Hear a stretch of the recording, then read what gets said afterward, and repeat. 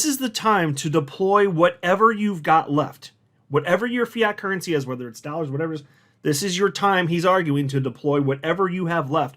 Because otherwise, you're going to look back on this moment and wish that you had done that. And that's always how this goes. If it feels painful when you're making purchases, just as a general rule of thumb, that's a good sign. If it feels good and easy when you're making purchases, in general, that's a bad sign. Because that means the market's already gone up a lot. But if it's gone down, even if just locally, and there's enough panic out there that maybe you're part of that and you're feeling it, well, maybe take that into consideration. But before going further, I do want to be clear, I do not have a financial background of any kind.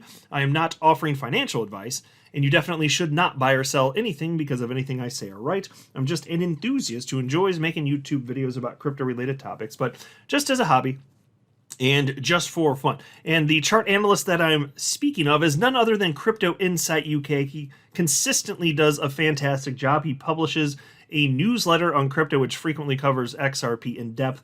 He posts that on a very regular basis.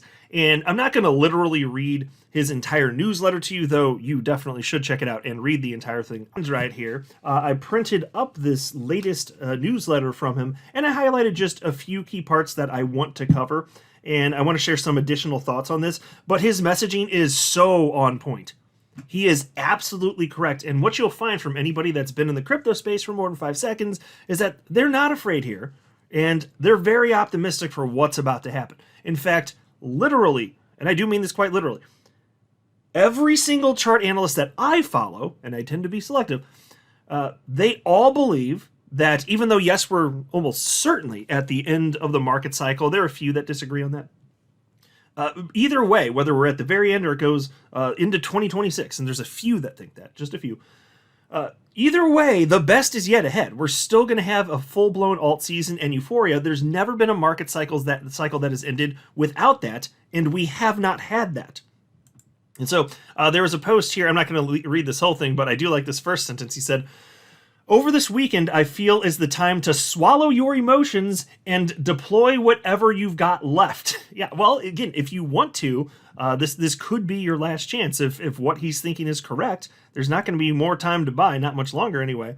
And he also cites here, as far as XRP goes, you're going to see at least $8 this market cycle, but more likely $11 plus. And he has separately, I've seen him post about this on more than one occasion, he has separately posted that he believes it's highly plausible that XRP actually peaks this market cycle somewhere between more like $20 to $30.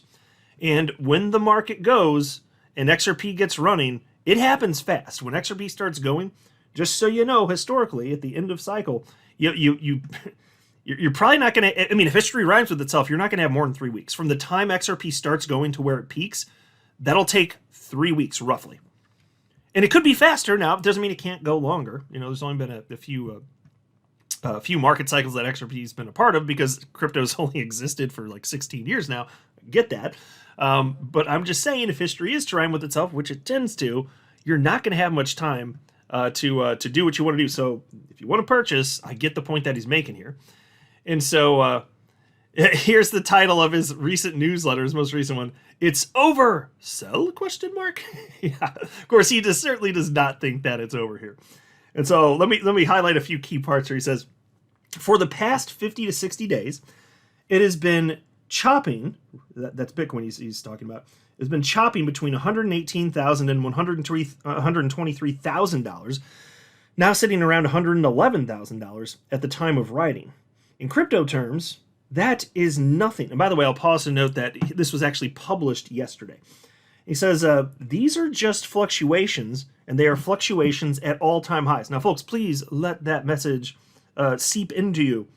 What is happening right now, even though nobody knows for sure what's going to happen in the short term in the future, what you're seeing right here is normal and is not cause for panic. Then he says, "It is the same story with Ethereum, the second largest crypto in the space. Ethereum actually made all-time highs twice last week, yet the sentiment feels awful.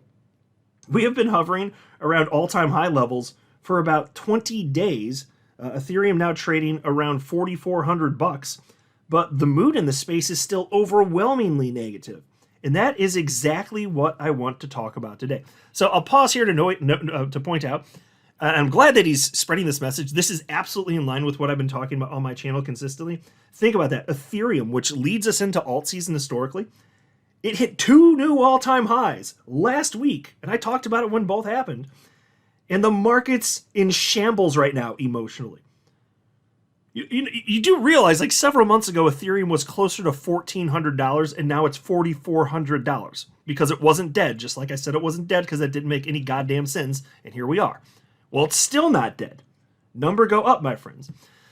And then he says, my point here is that the 2 largest cryptos, and even XRP, which has been in a range for nearly 300 days, or around 280 days at this point, are all within 10 to 20% of their all-time highs, yet the market still feels awful. And that is exactly why I think the next leg up is imminent. Now, folks, that is something that a lot of analysts have been talking about, and it makes sense. When the market's fearful, that's a pretty good sign that the top's not in. We have never ended a market cycle where at the very peak, market participants are fearful. That does not happen. When you look back at the peak of the market for any cycle that's ever existed in crypto, if you look at what the sentiment was at that time, it was very positive because people didn't know it was. So then when the first dip happens, people aren't even freaking out. They're like, buy the dip, BTFD, buy the effing dip.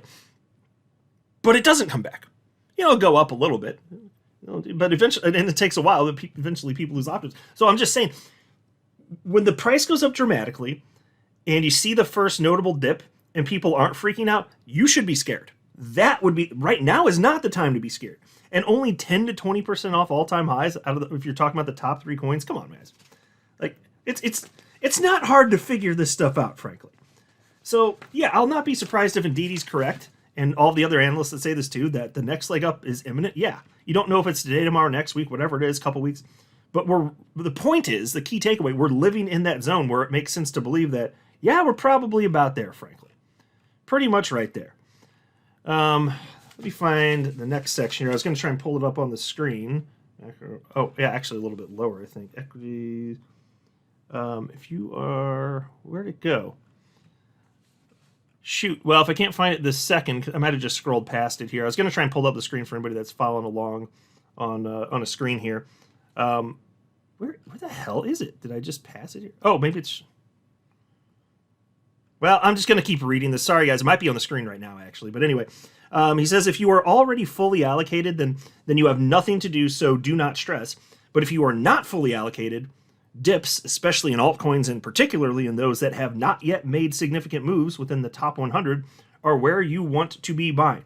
Now, that is sound advice. So I'm not telling you to buy or not buy. I don't know what's best for you. But in terms of what I actually believe, I think it makes sense to have broad exposure to the crypto asset class in coins that haven't had substantial pumps. And if they're in the top 100, those are the ones that are probably going to be safer. And there are other attributes to look at, including total value lock. There are a number of things that you can look at, but the whole market's going to move in tandem. So I don't think that necessarily most coins are going to hit new all-time highs. But if you just want to get some sort of multiplier, I mean, everything's going to run for a short period of time until suddenly it doesn't. It's going to be a very short time period, though, just to be clear, though. So if you just want some multiplier that's going to substantially ramp up your return, yeah, like that's what we're going to be looking at here. And so that's why, for me, it's always been about large caps. Because even large caps, which offer less returns, generally speaking, than small caps, because there's more money in large caps, there's so little money even in the large caps, other than Bitcoin, that you can get crazy life-changing wealth in them, including XRP. You still can. Now, that's not going to be true for XRP in the future. Eventually, XRP, it'll keep going up and become worth more and more, but it'll enter that stage that Bitcoin's now in, where it's worth a couple $1 trillion, and it's going to take a lot more money thrown into it to get life-changing wealth, because the market has already decided it's a winner, and you get paid to take on risk when the rest of the world doesn't agree with that point of view yet. So, in general, I think that he's absolutely correct about that. And then he says, right here, let me quickly remind you that equities are at all-time highs. The Dow Jones literally hit new highs this week. The Russell 2000 broke key retracement levels and is heading towards its own all-time highs. And I got to pause a note, and I keep talking about this consistently because when the Russell 2000 breaks out, that's when you get alt season. Every single time throughout history. Last week, the Russell 2000 actually did start running. it jumped up in one single day almost 4%. And so we need to see a clearer break, but keep watching it. He's like, absolutely keep watching that. And yeah, I know, there's the saying, don't buy at all-time highs. That's not exactly true though. And I've broken down, I've kind of debunked that myth in the past. Yeah, it's true that eventually, fine, we'll get to the all-time high, and the closer you get, the riskier it is. I'm not saying that's not true, but what I will tell you absolutely is true, and I backed this up with tremendous data in the past, is that once an all-time high is hit, including in the stock market, that trend, it actually tends to persist. I was talking about this a long time. I remember talking about this like a year and a half ago. There were fears like, is it going to keep running? Is the market going to keep going? And I told you, like, based on historical data, it's a virtual certainty that it will, because history rhymes with itself. And now here we are over a year and a half later, and we can see, yeah, it did. It absolutely did. It did keep running, because that's historically what makes sense. So when a new all-time is hit, history shows that as soon as that all-time high is hit, it actually runs for some period of time here. And I don't think that we're at the point here where we're imminently going to crater down. Yes, there will be a high, and yes, there's going to be a bear market in stocks and crypto at some point in the future. Of course, that's a no-brainer. But do we need to worry about that imminently happening? I certainly don't think so. That doesn't make sense. And based on historic precedent, the answer is certainly no. And then he says the Federal Reserve has signaled that they are going to cut rates, meaning looser monetary policy is on the way. Trump looks like he's really trying to dominate on the monetary front. The grass looks bright and green for crypto right now, and it feels like we are simply watering it before the next big growth. Yes, that is true, and that's a narrative, whether you think it matters or not. I'm not going to get into it for the purposes of this video. The market absolutely loves the narrative of rate cuts, and it is a virtual certainty that in September, yeah, we're actually going to go ahead and get that. So we'll see here. And then he talks about XRP here. And so he says here, I like this. He says, do I really need to keep banging my head against the wall, repeating the same story about XRP? The last week has been incredible in terms of how bearish the crypto space has become on it. And to me, that tells us we are closer than ever to a move higher. And folks, and I've highlighted this recently, and it's hilarious to me. XRP hanging around $3, even close to that, and people are feeling distraught. It's just so funny, having been here since late 2017. It's the same sentiment, the same whining on the internet, the same impatience from adults, grown adults, who are just crying up a storm. It's the same thing that I saw when XRP was like 30 cents. And I remember several years ago, actually in 2020, summer 2020 going into fall, it was hovering around 20 cents for what felt like eternity. People just bitching up a storm, sentiment in the gutter, couldn't have been more sad. And then in 2020, before the lawsuit from the SEC hit, which obviously ruined things, it just rocketed out of nowhere. Inside of a very short time period, it like quadrupled in price. It went from like 20 cents or so, 25 cents, whatever it was, up to over 80 cents. And I can't remember if it was like a week in which that happened. It could have been a little less, a little more. But it happened, I think, in the beginning of November 2020.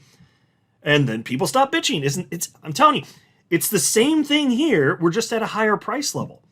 And those people that were bitching, they would have been well served to just wait. And it's not our fault we had to wait extra long because of the SEC nonsense. But, here we are. We're better off for it, frankly. Not the SEC stuff, but because we hold XRP, which is one of the most successful cryptocurrencies in history, very obviously. But he says, now, I do not know exactly when that move will come. He certainly does believe it's coming, though. He says, honestly, I thought it would have already happened by now. But that does not change my conviction. I am not a predictor of time. I focus on structure and fundamentals, and those tell me XRP will surprise everyone. So far, we have not had any major announcements for XRP. Instead, Ripple has been laying the foundations, lending to crypto companies like Gemini, who went public last week, settling their lawsuits with the SEC, positioning themselves strategically with the U.S. administration, and strengthening ties in Japan with SBI and RLUSD. And I will pause and note, I highlighted all of these stories, and a lot of them highlight actual utility with XRP. And I've always believed, like my core thesis is that utility matters and will win the day. XRP oozes utility. It's so obvious to see why XRP is one of only 3 coins out of tens of thousands of coins in existence that has always been in the top 10 coins by market cap. It's only Bitcoin, Ethereum, and XRP that have always been in the top 10 coins by market cap for their entire existence. And for XRP, it's even more impressive, because it was attacked by the United States government, and it still didn't fall out of the top 10. That is amazing. That is an amazing fact. I'm still just in stunned amazement by that.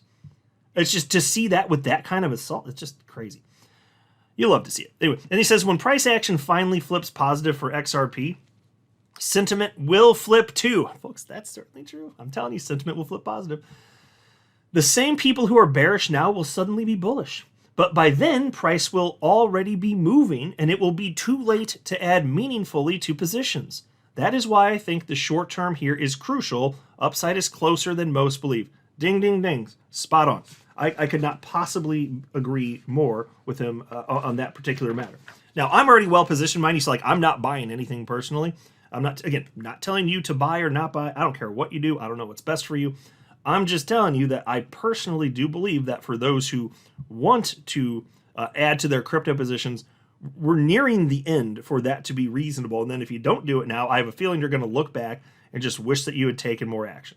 I think that's a virtual certainty. That's always what happens in these situations, you know? And then as far as Bitcoin, which leads the market, this is interesting because he said something that at least a couple other analysts had mentioned, or at least he cites a key level here for Bitcoin that two other notable chart analysts had talked about, and that would be Credible Crypto and the blockchain backer. They both cited this level. So check this out. As far as Bitcoin, he says, I want to clarify straight away, nothing has changed with my stance here. A week or two ago, I highlighted this potential play, and the chart is playing out exactly as expected. We've got a substantial area of support/resistance around $105,000, and I still think that's where we could see a bounce. In fact, I'd almost expected, especially given how bearish sentiment feels on Twitter right now. Everyone's quick to throw around comparisons to the last cycle, saying this looks like the second peak before the bear market really kicked in. I don't buy that view. Not yet.